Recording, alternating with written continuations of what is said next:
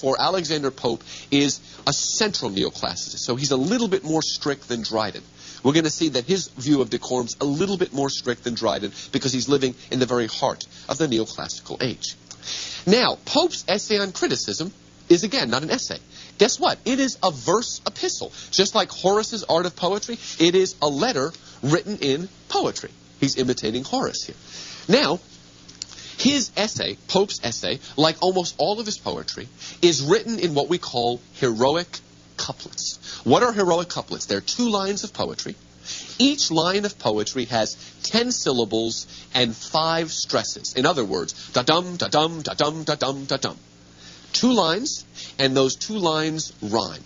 One of my favorite examples of a rhyming couplet, a heroic couplet, is the first line of Dryden's Absalom and Achitophel. It's about the days of King David, and he says, "In pious times, ere priestcraft did begin, before polygamy was made a sin." A little bit of that neoclassical wit I told you about. Now, why am I making such a big deal about these couplets? Although these heroic couplets are linked together in a series, there is always a strong stop at the end of each couplet. So, again, it's a poem. We want to read the whole thing. But at the end of each couplet is a strong stop, either a period or a semicolon or a colon, not even a comma usually, a very hard stop. And so when we read Pope's heroic couplets, it's not like reading a soliloquy from Shakespeare where we just sort of read through. We're forced to stop at the end of every a heroic couplet. And why is this important? Because this is very neoclassical. Rather than being free-flowing and meditative like the soliloquies, Pope's heroic couplets really read like a mathematical proof that moves logically, step by step, from proposition to conclusion. Students have a terrible time reading Pope because you know what they do? They don't understand the first heroic couplet, so they say, "I'll skip it and move on." That doesn't work. You've got to understand every heroic couplet or you're lost. Just like a mathematical proof. If you don't understand one step of the proof and you skip it, you're lost. And so, again, what I want to show you here is that Pope's heroic couplets express in themselves that sense of balance, order, and rationality that the neoclassicists prized so highly. Remember I said neoclassicists want to mix sound and sense? Well, the rationality of Pope living in the age of reason, the age of enlightenment, is mimicked by the sound of his heroic couplets. So again, he doesn't just arbitrarily write in heroic couplets. The sound of his poetry mimics the feeling or the sense he wants to convey. Now, I warn you, if you read Pope, he cannot be read quickly.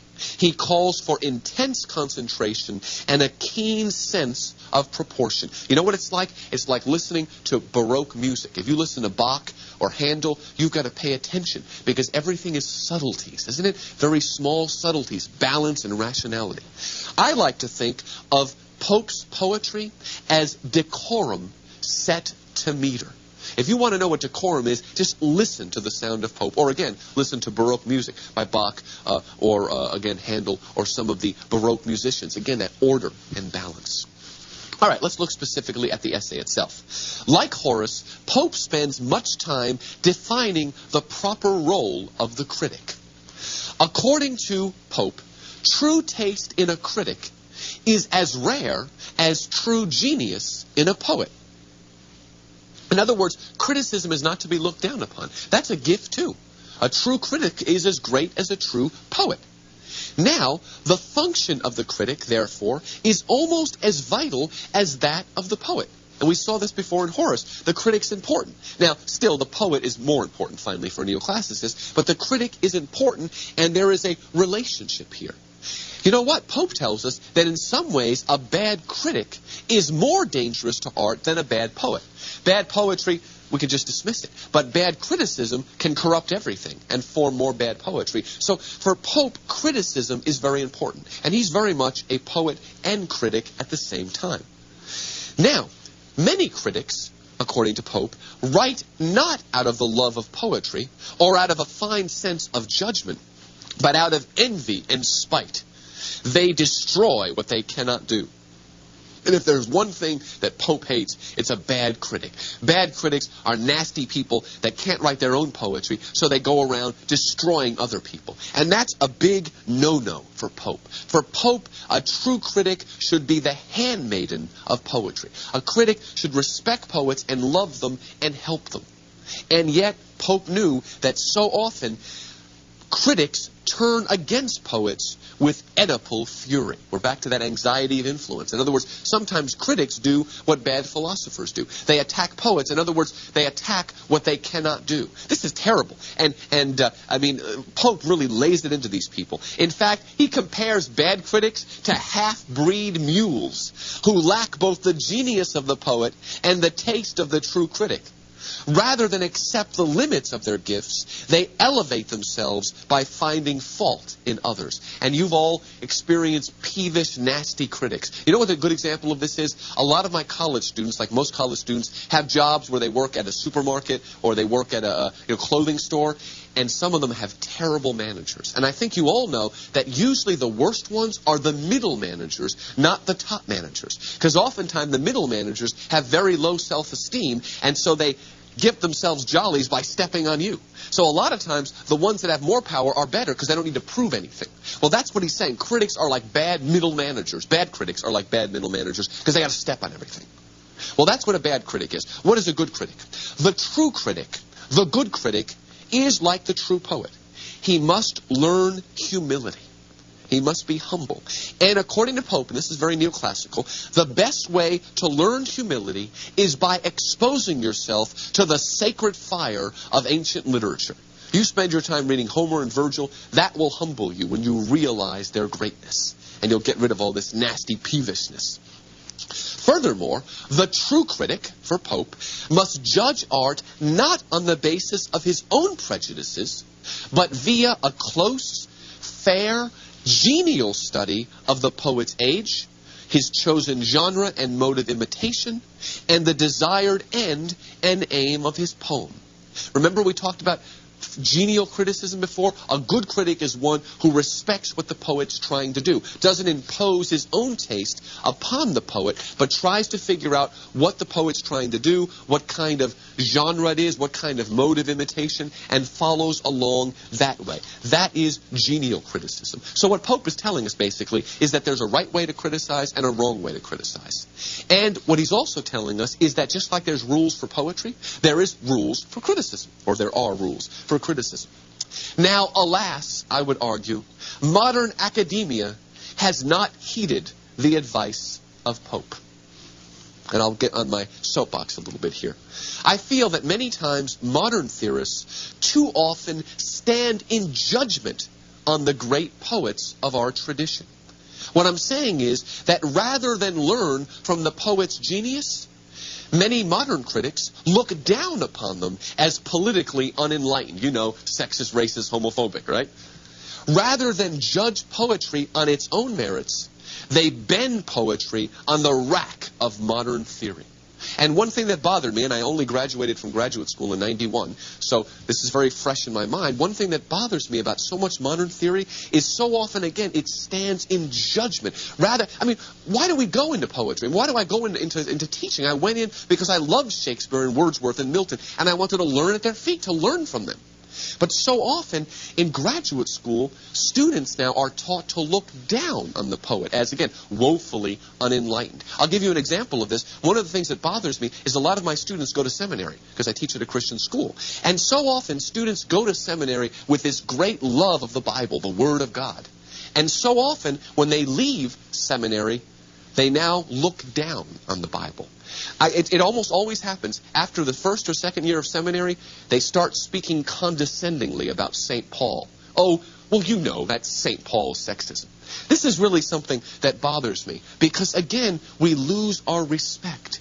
If we're not going to learn from people like St. Paul or people like Shakespeare, what are we in it for? And so, again, I really think that modern theory and modern seminaries can learn from Pope. We need to have a little humility and learn from these people. That's why they're still read. And will probably be forgotten.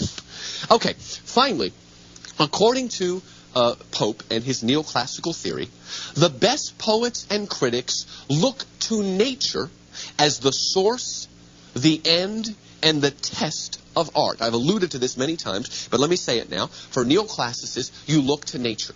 Nature is the ultimate source of poetry and the ultimate end or goal and the test. Now, by nature, I don't just mean trees. I mean nature, reality. They want to find the way the world is and imitate that. Now, according to Pope, we follow the ancients because in following them, we follow nature.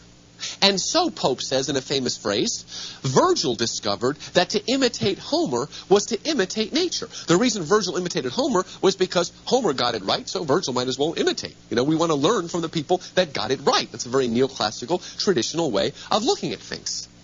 But Pope goes beyond that. He says, you know what? Even the ancients did not really invent the rules of decorum.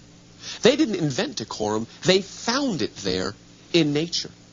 According to a neoclassicist, nature is organized in terms of decorum. And what we do is we try to discover that decorum and imitate it. Let me give you an example of Pope's heroic couplets. He says, those rules of old, discovered, not devised, are nature still, but nature methodized. So we take what's in nature and we use it.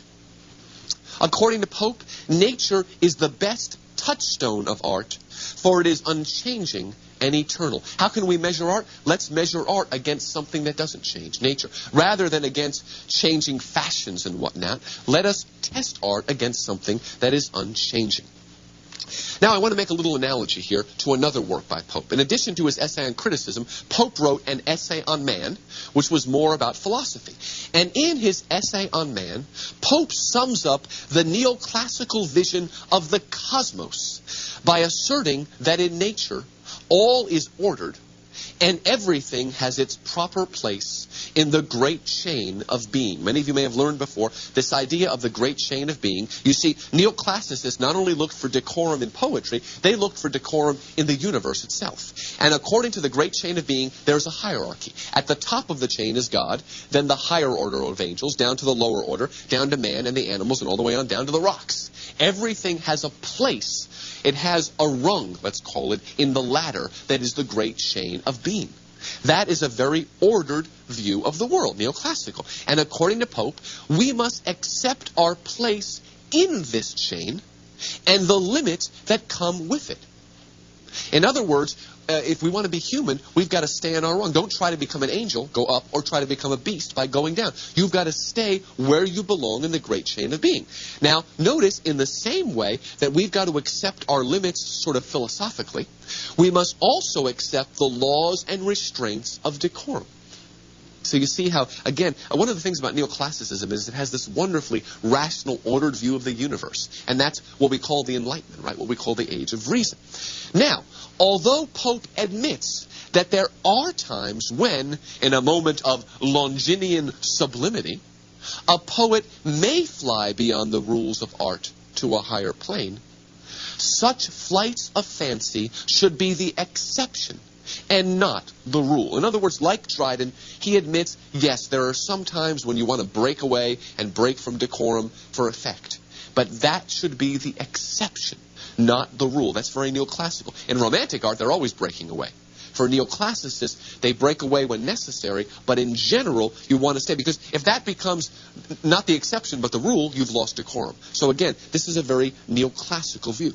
According to Pope, we must never let our genius or our wit overrun our judgment or our art. In fact, Pope tells us that it is the restraints that make us poets, that make us finally human beings. What makes us a poet is because we follow decorum. It's not originality and novelty that makes us a poet, as is so often the case today. What makes us a poet is the restraints themselves.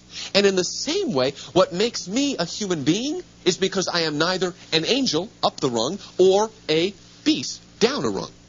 You see the difference there? So there is a link between, again, the view of the cosmos and the view of poetry. Restraint is important because it makes us human and it makes us a poet.